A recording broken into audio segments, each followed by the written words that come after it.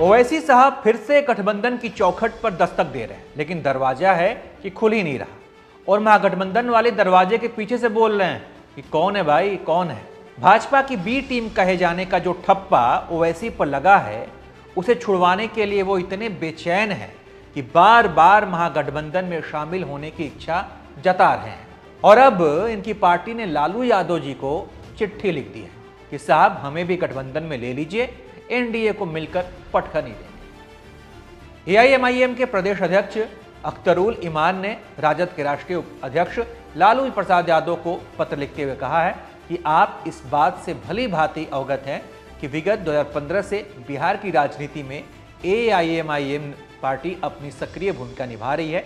Party का पहले दिन से ही प्रयास रहा है कि चुनाव के समय सेक्युलर वोटों का बिखराव ना हो। लेकिन चिट्ठी लिखते ही ओवैसी साहब को आरजेडी का जवाब भी आ गया। आरजेडी ने कहा कि अगर आप हमारी मदद करना चाहते हैं तो बिहार में चुनाव ही मत लड़िए, आपका वोट बेस तो हैदराबाद में है, वहां रहिए। कई बार चुनाव नहीं लड़कर भी मदद किया जा सकता है। यह बयान सुनिए राज्यसभा सांसद मनोज झा का। देखिए, मैं एक ही बात कहूंगा, ओवैसी साहब मूलतः में उनका बेस हैदराबाद में है।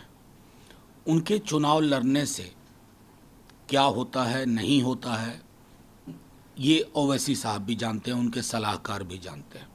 अगर आपकी मंशा है कि बीजेपी की अधिनायकवादी चरित्र को शिकस्त दी जाए, अगर नफरत की उनकी राजनीति को शिकस्त दी जाए, तो कई दफ़ा चुनाव ना लड़ने का फैसला भी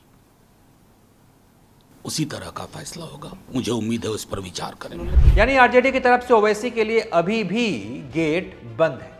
अब सवाल है कि पिछली बार सीमांचल में सीट जीतने वाले, मुसलमानों के बीच अच्छी पकड़ रखने वाले ओवैसी को लालू यादव महागठबंधन में शामिल क्यों नहीं कर रहे हैं। इसके कई कारण हैं। कारण नंबर 1, महागठबंधन में ऑलरेडी 6 पार्टनर हैं, भीड़ बढ़ने से डिमांड बढ़ेगी।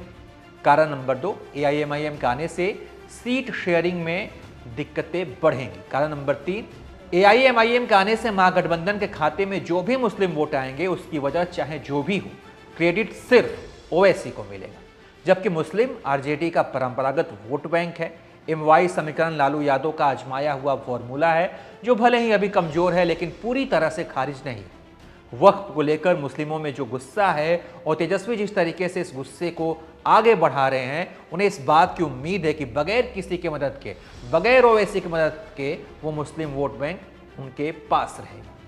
तो महागठबंधन के अंदर जितने भी दल हैं वो अपने लिए बड़ी संख्या में सीट भी मांग रहे हैं।